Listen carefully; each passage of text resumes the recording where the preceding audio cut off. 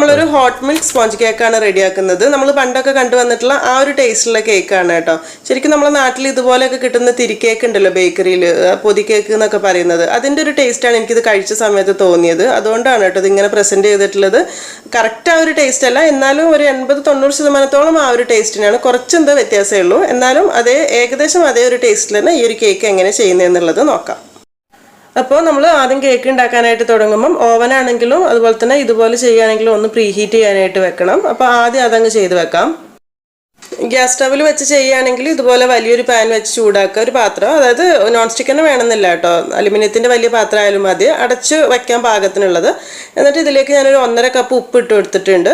ഉപ്പിടാതെ വെറുതെ നമുക്ക് ഈ പാൻ ചൂടാക്കിയിട്ട് ഒരു തട്ട് വെച്ചിട്ട് അതിൻ്റെ മേലെ കേക്ക് ബേക്ക് ചെയ്യട്ടെ. നിങ്ങൾക്ക് അതാണ് കുറച്ചുകൂടി നല്ലതെന്ന് തോന്നുകയാണെങ്കിൽ അങ്ങനെ ചെയ്താൽ മതി. എനിക്ക് കുറച്ചുകൂടി കംഫർട്ടബിൾ ആയിട്ട് തോന്നുന്നത് ഇതാണ്. അപ്പോൾ ആദ്യം ഒരു 1.5 കപ്പ് ഉപ്പ് ഇട്ട് കൊടുത്തിട്ട് അതിൻ്റെ മേലെ ഒരു തട്ടുകൂടെ വെച്ചിട്ട് അടച്ച് വെച്ചിട്ട് ഒരു 10 മിനിറ്റ് നന്നായിട്ടൊന്ന് ചൂടാക്കി എടുക്കുന്നുണ്ട്. ഇനി ഓവനിലാണ് ചെയ്യുന്നതെന്നുണ്ടെങ്കിൽ 180 ഡിഗ്രി സെൽഷ്യസിൽ ഒരു 10 മിനിറ്റ് പ്രീ ഹീറ്റ് ചെയ്യാനായിട്ട് വെക്കണം.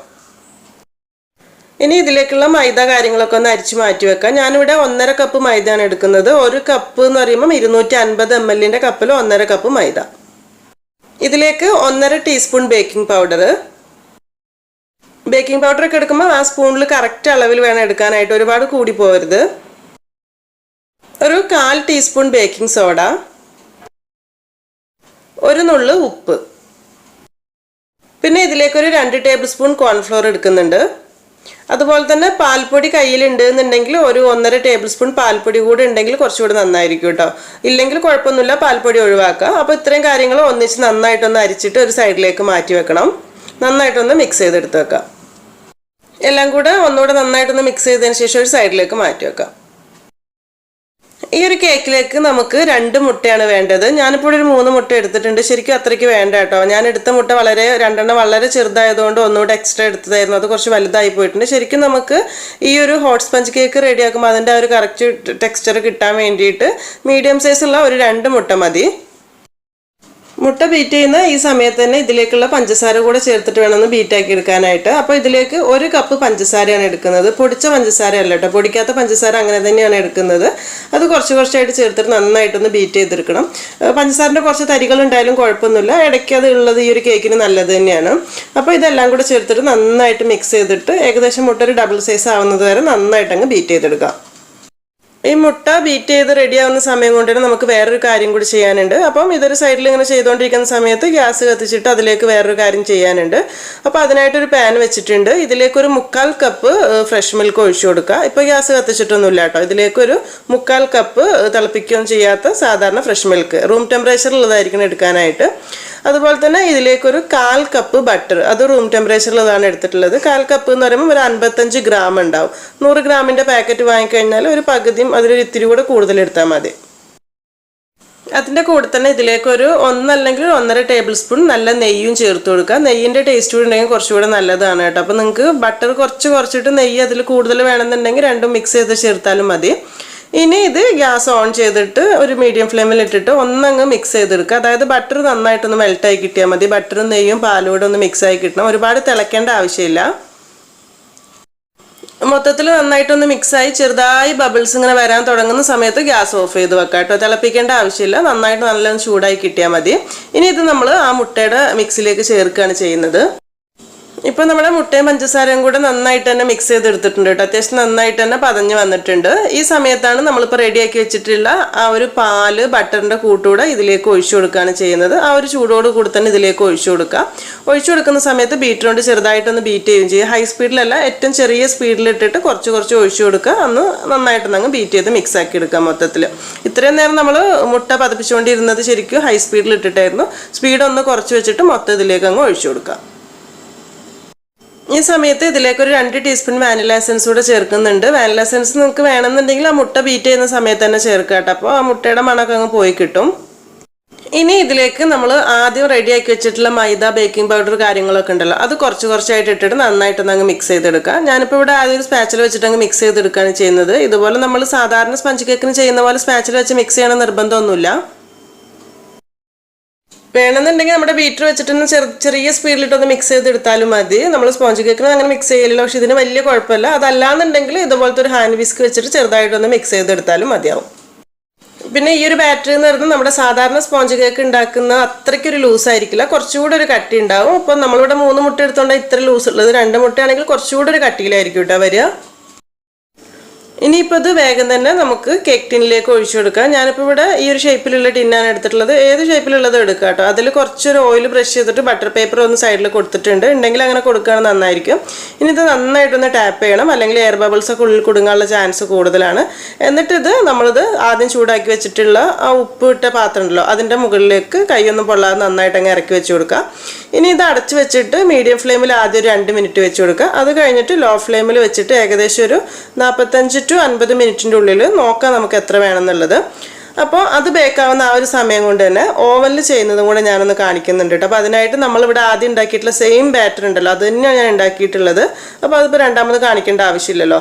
അപ്പോൾ ആദ്യം നമ്മൾ 3 മുട്ട എടുത്ത സമയത്ത് ഇതിൽ 2 മീഡിയം സൈസുള്ള മുട്ടയാണ് എടുത്തിട്ടുള്ളത്, ബാക്കിയെല്ലാം സെയിം അതുപോലെ തന്നെ ഉണ്ടാക്കിയിട്ടുള്ള ബാറ്ററാണിത്. അത് ഇതുപോലെ സ്ക്വയർ ഷേപ്പ് പാനിലേക്ക് ഒഴിച്ചു കൊടുത്തിട്ട് ആദ്യം പറഞ്ഞോട്ട് നന്നായിട്ട് അങ്ങ് ടാപ്പ് ചെയ്തെടുക്കാം. ഇതിപ്പോൾ ഒരു 10 മിനിറ്റ് പ്രീ ഹീറ്റ് ചെയ്ത് വെച്ചിട്ടുള്ള ഓവനാണ്. ഇതിലേക്ക് നമ്മൾ കേക്ക് ബാറ്റർ വെച്ച് കൊടുക്കണം. അപ്പോൾ കൂടുതൽ ഓവനിൽ 180 ഡിഗ്രി സെൽഷ്യസിലായിരിക്കും പ്രീ ഹീറ്റ് ചെയ്യേണ്ടി വരിക. നമ്മുടെ ഓവൻ്റെ ടെമ്പറേച്ചർ അനുസരിച്ചിട്ട് ചെയ്യുക. നിങ്ങൾ സാധാരണ കേക്ക് എത്ര ടെമ്പറേച്ചറിലാണോ ചെയ്യുന്നതെന്നുണ്ടെങ്കിൽ അതുപോലെ ചെയ്താൽ മതി. ഞാനിപ്പോൾ ഇവിടെ 160 ഡിഗ്രി സെൽഷ്യസിലാണ് 10 മിനിറ്റ് പ്രീ ഹീറ്റ് ചെയ്തിട്ടുള്ളത്. ഇനി 160 ഡിഗ്രി സെൽഷ്യസിൽ തന്നെയാണ് ഒരു 30 അല്ലെങ്കിൽ 35 മിനിറ്റ് ബേക്ക് ചെയ്യുന്നത്. 180 ഡിഗ്രിയിൽ വെക്കുന്ന സമയത്ത് എൻ്റെ കേക്കിൻ്റെ മുകൾ ഭാഗം നന്നായിട്ട് കറുത്ത് പോകുന്നുണ്ട്. അപ്പോൾ അതുകൊണ്ട് ആ ടെമ്പറേച്ചർ ഓവൻ മനസ്സിലാക്കിയിട്ട് വേണം വെക്കാനായിട്ട്. അപ്പോൾ ഒരു 30 അല്ലെങ്കിൽ 35 മിനിറ്റ് കഴിഞ്ഞിട്ട് നമുക്കിത് തുറന്നു നോക്കാം.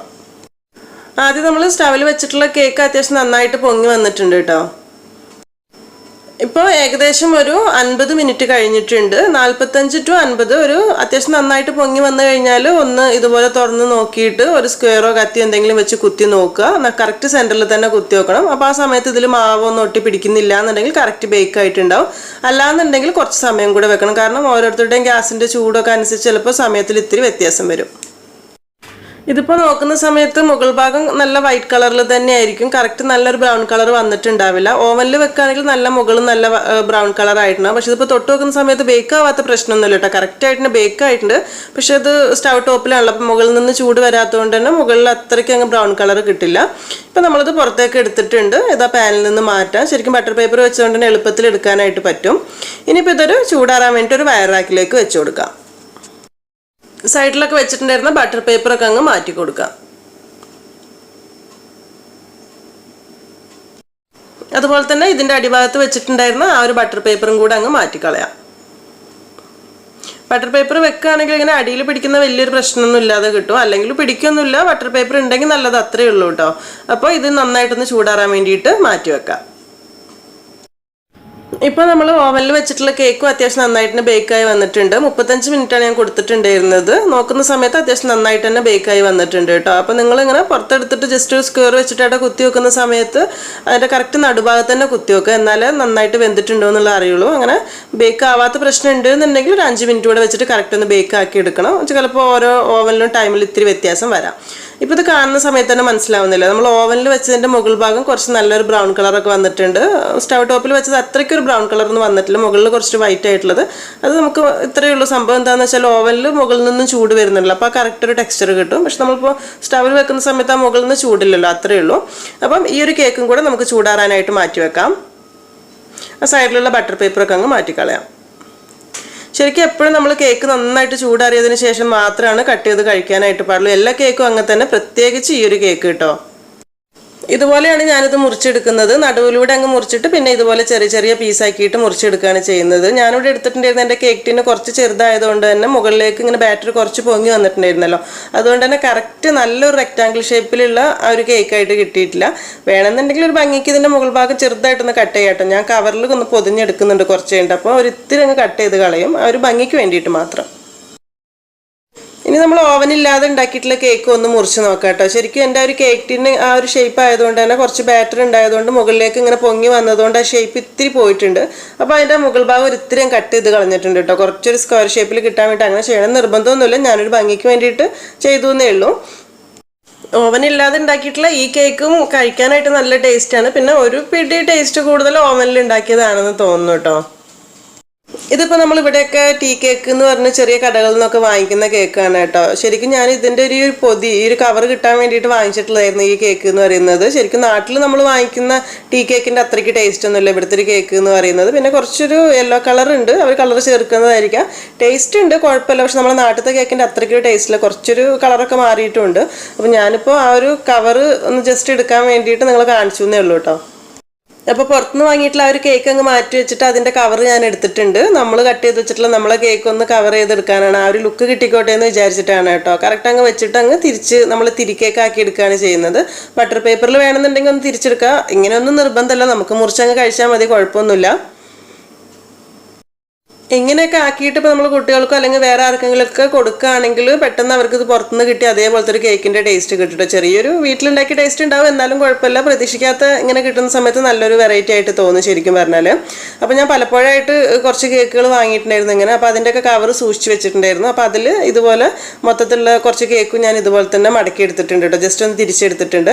പിന്നെ ഈ ഒരു കേക്കിനെ കുറിച്ച് പറയുമ്പോൾ നമ്മളെപ്പോഴും ഇന്ന് ഉണ്ടാക്കിയിട്ട് ഇന്ന് തന്നെ കഴിക്കുന്നത്, അപ്പോൾ കറക്റ്റ് ടേസ്റ്റ് കിട്ടുകയില്ല. അത് എന്തായാലും ശ്രദ്ധിക്കണം കേട്ടോ. ഇന്ന് ഉണ്ടാക്കിയിട്ട് നാളെ മറ്റന്നാളോ കഴിക്കുകയാണെങ്കിൽ ശരിക്കും ഒരു ഏകദേശം നമ്മൾ പുറത്തുനിന്ന് വാങ്ങിക്കുന്ന അതേ ടേസ്റ്റ് തന്നെ കിട്ടും. ടീ കേക്ക് എന്ന് നമ്മൾ പറയുമ്പോൾ തന്നെ എപ്പോഴും ചായയുടെ കൂടെ കഴിക്കാനായിരിക്കും കേട്ടോ കൂടുതൽ ടേസ്റ്റ്. വെറുതെ കഴിക്കുന്നതിനേക്കാൾ ടേസ്റ്റ് ആയിരിക്കും കുറച്ച് സാധാ ചായയുടെ കൂടെ കഴിക്കുകയാണെങ്കിൽ നല്ല ടേസ്റ്റ് ആയിരിക്കും. ഇതുപോലെ അങ്ങ് തുറന്ന് കഴിക്കുന്ന സമയത്ത് ഏകദേശം കാണുന്ന സമയത്ത് നമ്മൾ പുറത്തുനിന്നൊക്കെ വാങ്ങിക്കുന്ന അതുപോലെ തന്നെ തോന്നുന്നുണ്ട്. പിന്നെ ഞാൻ ആദ്യം പറഞ്ഞതുപോലെ തന്നെ അഡ്വാൻസ് ആയിട്ട് പറയുകയാണ്, പെർഫെക്റ്റ് ആ ഒരു ടേസ്റ്റ് അല്ല കേട്ടോ. കാരണം ഒരു 80% ആ ഒരു ടേസ്റ്റ് ഒക്കെ തന്നെയാണ്. പക്ഷെ ഒരു ഇത്തിരി ഫ്ലേവർ എന്തിൻ്റെ ഒരു ഇത്തിരി കുറവുണ്ട്. അത് ബട്ടർ എസൻസ് ആണോ എന്താണെന്നുള്ളത് അറിയില്ല. ബട്ടർ എസൻസ് ഉണ്ടെങ്കിൽ ഒരു ഇത്തിരി ഉറ്റിച്ച് നോക്കും കേട്ടോ, അപ്പോൾ ചിലപ്പോൾ ആ ഒരു ടേസ്റ്റ് തന്നെ കിട്ടുമായിരിക്കും. എന്നാലും കുഴപ്പമില്ല, നമുക്ക് വീട്ടിലുണ്ടാക്കാൻ പറ്റുന്ന നല്ലൊരു ടീ കേക്ക്. അപ്പം ഈ ഒരു രീതിയിലുള്ള കേക്ക് നിങ്ങൾ ഇതുവരെ ചെയ്ത് നോക്കിയിട്ടില്ല എന്നുണ്ടെങ്കിൽ ചെയ്ത് നോക്കിയിട്ട് ഫീഡ്ബാക്ക് ഒക്കെ അറിയിക്കുക. അതുപോലെ ഈ ഒരു വീഡിയോ ഇഷ്ടമായിട്ടുണ്ടെങ്കിൽ എന്തായാലും ലൈക്ക് ചെയ്യാനും ഷെയർ ചെയ്യാനൊന്നും മറക്കരുത്. പിന്നെ ഇതുവരെ സബ്സ്ക്രൈബ് ചെയ്യാത്തവരുണ്ടെങ്കിൽ സബ്സ്ക്രൈബ് ചെയ്യാനും കൂടെ മറക്കരുത് കേട്ടോ. താങ്ക്